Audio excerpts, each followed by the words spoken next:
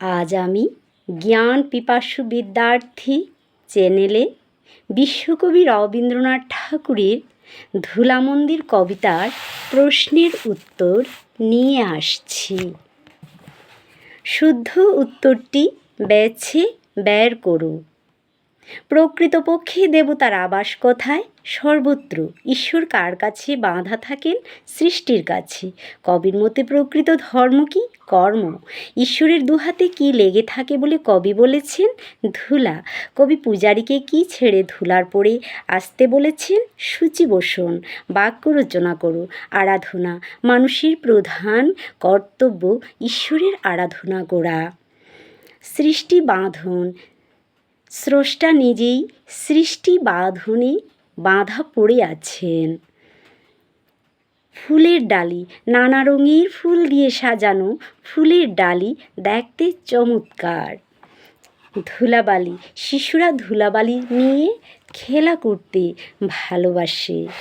অতি সংক্ষিপ্ত উত্তরের জন্য প্রশ্ন: ধুলামন্দির কবিতার কবি কে? ধুলামন্দির কবিতার কবি রবীন্দ্রনাথ ঠাকুর। কবিতাটি কবির কোন কাব্যগ্রন্থের অন্তর্গত?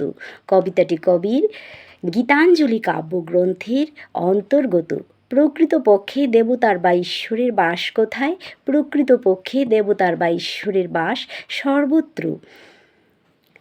ভক্তরা ভজনা বা পূজা অর্চনা করেন কেন? ভক্তরা ভগবানকে পাওয়ার জন্য ভজনা বা পূজা অর্চনা করেন। প্রকৃত ধর্ম কি? কর্মই প্রকৃত ধর্ম। কবির মতে দেবতা আসলে কোথায় থাকেন? কবির মতে দেবতা আসলে শ্রমজীবী মানুষের মধ্যে থাকেন। ঈশ্বর বা প্রভু কাহার নিকট বাঁধা থাকেন? ঈশ্বর বা প্রভু সৃষ্টির নিকট বাঁধা থাকেন। ও সংক্ষিপ্ত উত্তরের জন্য প্রশ্ন: কবিতায় কবি ভগবান বা দেবতাকে কোথায় পাওয়া যেতে পারে বলে প্রকাশ করেছেন? কবিতায় কবি ভগবান বা দেবতাকে সর্বত্র পাওয়া যেতে পারে বলে প্রকাশ করেছেন। কবির মতে মুক্তির উপায় কি? বর্ণনা করো। কবির মতে মুক্তির কোনো উপায় নেই, কারণ সৃষ্টিকর্তা নিজের সৃষ্টির কাছে বাধা পড়ে আছেন। কর্মযোগ বলতে কি বোঝায়? যোগ শব্দের অর্থ মিলন বা যুক্ত হয়ে থাকা। কর্ম শব্দের অর্থ কাজ, তাই সৎসত কাজের সাথে যুক্ত হয়ে থাকাকে কর্মযোগ বোঝায়। কর্মের প্রকৃত অর্থ কী? স্রষ্টা তার সৃষ্টির মধ্যে যে কর্মক্ষমতা দিয়েছেন তার উপযুক্ত ব্যবহার করে তার সান্নিধ্য লাভ করা হলো কর্মের প্রকৃত অর্থ। রুদ্ধ দেবালয়ে দেবতা থাকেন কি? না, রুদ্ধ দেবালয়ে দেবতা থাকেন না। কেন? দেবতা সসীম নয়, দেবতা অসীম, তাই তিনি রুদ্ধ দেবালয়ে আটকে থাকার বস্তু নন, তিনি সর্বত্র বিরাজমান। কবির মতে দেবতা প্রাপ্তির প্রকৃত উপায় কি? কবির মতে দেবতা প্রাপ্তির প্রকৃত উপায় হলো কঠোর পরিশ্রম করা, কারণ দেবতা শ্রমজীবী মানুষের সাথে যুক্ত হয়ে থাকে। রচনাধর্মী উত্তর লেখো। ধুলামন্দির কবিতার সারাংশ লেখো, অথবা কর্মের মধ্য দিয়ে দেবতার সান্নিধ্য পাওয়া যায় কথাটির মূল বক্তব্য আলোচনা করো, অথবা ধুলামন্দির কবিতার মূল ভাব ব্যক্ত করো। কিছু মানুষ মনে করেন সুসজ্জিত দেবালয়ে শুদ্ধ বস্ত্র পরে ফুলমালা চন্দন দীপ ধূপ দিয়ে দেবতার পুজো করে, দরজা বন্ধ করে চোখ বুজে ধ্যান করে দেবতা পাওয়া যায়। কিন্তু ধুলামন্দির কবিতায় কবি বলেছেন রুদ্ধ দেবালয়ে দেবতা আটকে পড়ার বস্তু নন, তাঁর বাস সর্বত্র। শ্রমজীবী মানুষ যেখানে কঠোর পরিশ্রম করছে, দুই হাতে ধুলা মেখে রোদে জলে কষ্টে অবিরত কাজ করে যাচ্ছে, সৃষ্টির মধ্যে যে কর্মক্ষমতা আছে তার সৎসত ব্যবহার করে তারা কাজ করে যাচ্ছে। সবাইকে সেভাবে কাজ করতে হবে, অন্যথায় মানুষের কোনো মুক্তি নেই, কারণ কর্মই প্রকৃত ধর্ম। ধুলামন্দির কবিতার নামকরণের সার্থকতা বিচার করো। অবশ্যই ধুলামন্দির কবিতার নামকরণের সার্থকতা বিচার্য।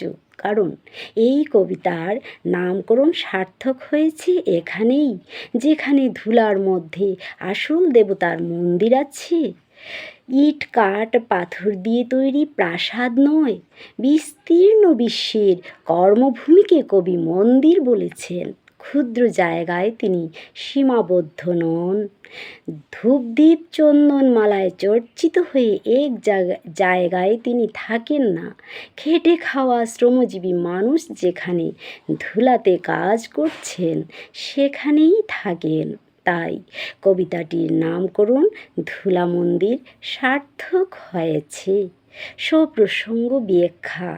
লেখো, রৌদ্রে জ্বলে আছেন সবার সাথে, ধুলা তাহার লেগেছে দুই হাতে।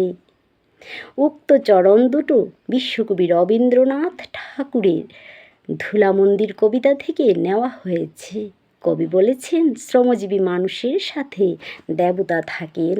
একটি নির্দিষ্ট জায়গায় বসে নানা উপচার দিয়ে দেবতার পুজো করে, শুদ্ধ বস্ত্র পরে দোয়ার দিয়ে চোখ বুজে ধ্যান করে দেবতা পাওয়া যায় না। তিনি থাকেন সর্বত্র।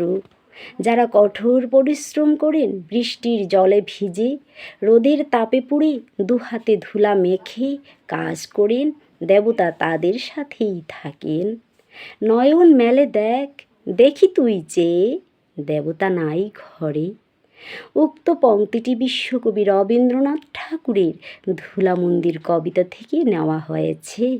কবি বলেছেন, চর্মচক্ষে দেবতাকে দেখা যায় না, কিন্তু কাজের মধ্যে তাকে অনুভব করা যায়। আমাদের ধ্যান ভঙ্গ হলে চোখ খুলে দেবতার অস্তিত্ব দেখতে পাই না, শুধু নিরাকার অবস্থা দেখতে পাই। কিন্তু শত কাজ করলে তার শত ফল পাই। তাই কবি বলেছেন, নয়ন মেলে দেখ, দেখি তুই চেয়ে, দেবতা নাই ঘরে। অর্থাৎ তিনি চলে গেছেন সমস্ত বিশ্বের যেখানে কাজ হচ্ছে সেখানে। তাৎপর্য লেখো, ধুলা তাহার লেগেছে দুই হাতে। উক্ত পংক্তিটির মাধ্যমে কবি সবাইকে আহ্বান করেছেন বিশ্বের বিশাল কর্মযজ্ঞে ঝাঁপ দেবার জন্য। স্পর্শকাতরতা ছেড়ে সবার সাথে মিলে কাজ করতে হবে। একটা নির্দিষ্ট জায়গায় বসে দেবতা পাওয়া যায় না। তিনি আমাদেরই যে হাত পা দিয়েছেন, যে কর্মশক্তি দিয়েছেন, তা প্রয়োগ করে সবার কাজে সাহায্য করতে হবে। ধুলাতে কাজ করতে হবে, কারণ ঈশ্বর নিজেই ধুলাতে আছেন।